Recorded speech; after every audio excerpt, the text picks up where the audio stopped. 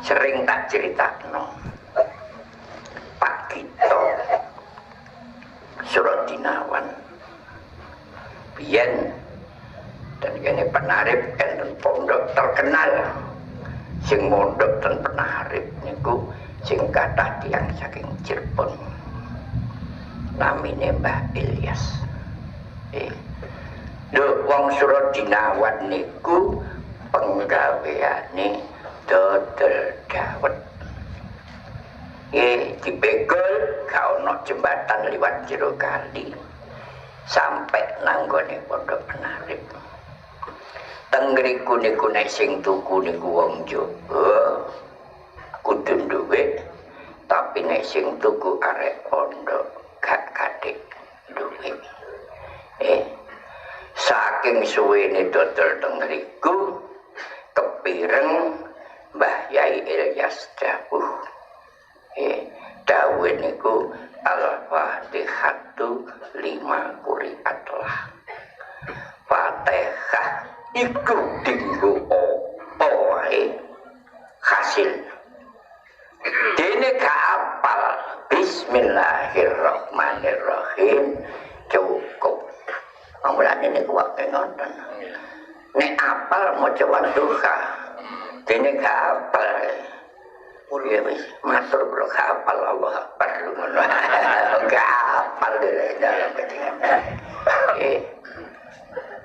Dawuh kaya ngoten niku diresapi kali Pak Gito niku.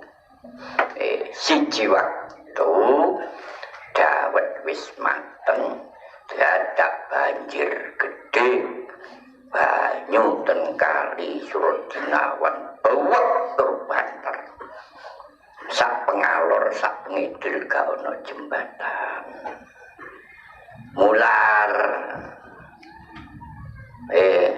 lah terus arek-arek engko sapa sing ngemehi ngombe kali banjir kaya ngene. Alah jarene Mbah Ilyas kongkon maca Fatihah nek gak apal maca Bismillahirrahmanirrahim merem.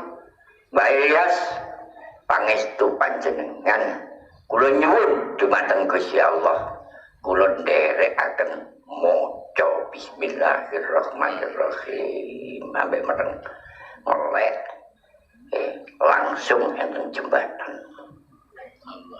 liwat ngene jembatan ini dodol nang kene pondok wong banjir kok pendino didodol suwe-suwe arek cilik-cilik ditakoni lapo metu niku lho Pak Gito niku lho sampeyan sesuk ustaze moro Pak napa Gus wong banjir kaya ngeten sampai liwat mriku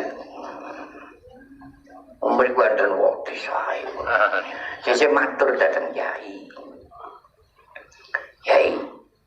Pak Gito niku bendina tasih dodol mawon padahal banyune beke kaya ngoten bantere kaya ngoten mboten enten jembatan Yai halus moro wis mari ta oleh dodol sampun Yai aku lho kok kepingin dolen nang omahmu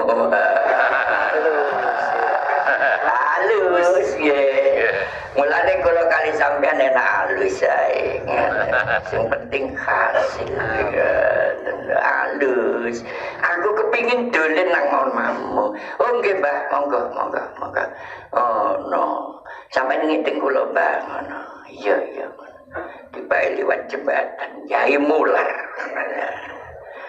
bareng pun teko griyane Pak Gito omong-omongan toh napa Mbah aku mulih ternoto lala napa Mbah aku gak iso kaya kene to kok niku duwe donga apa lho wah niki saking panjenengan kok Mbah apa jenengan dawuh Bismillahirrahmanirrahim monggo Mbah monggo jejer Bismillahirrahmanirrahim wis ruwet jembatan nggih kaya ngeten iki sing wasilah niku saking pundi ojo nyepelekno sing diwasilai. Ada lho. Mulane jare Alfiyah wa ikotan Alfiyah tabene mukti mboten kok Syekh Ibnu Malik niku ngungkuli derajate Syekh Ibnu Mukti mboten.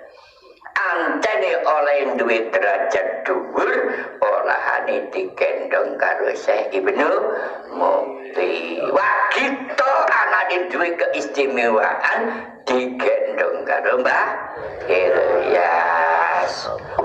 Ngaten lho. Nek kadek nyepelekno sing diwasilahi jeblok. Ten Pak ikotan Alfiyah Tabdimuti niki kangge kondelan. Ngoten. Baru ngoten Mbak Ilyas dawuh kita nggih Mbak. Aku kate lunga haji napa Mbah? Lah nek aku terus kangen karo Dawet malah kula teri jare ngono. Asik, nek kangen kula teri. Dadi wagita niku pendino ten Mekah ngeteri Dawet tapi gak lunga. Aja ya enak ndi kira-kira. Sing penting wabtahu ilaihil wasilata la'allakum tuflihun. Terus ditambahi wajah hidup fisabilihi ojo katik leren merjuang no agamane Allah iku kon bakal dadi wong sing bejo dunya akhirat.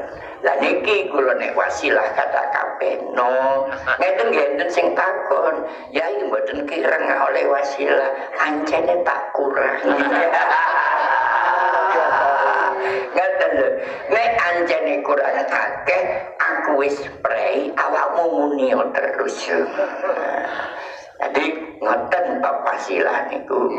Lah nek kula kali panjenengan ayo hati-hati.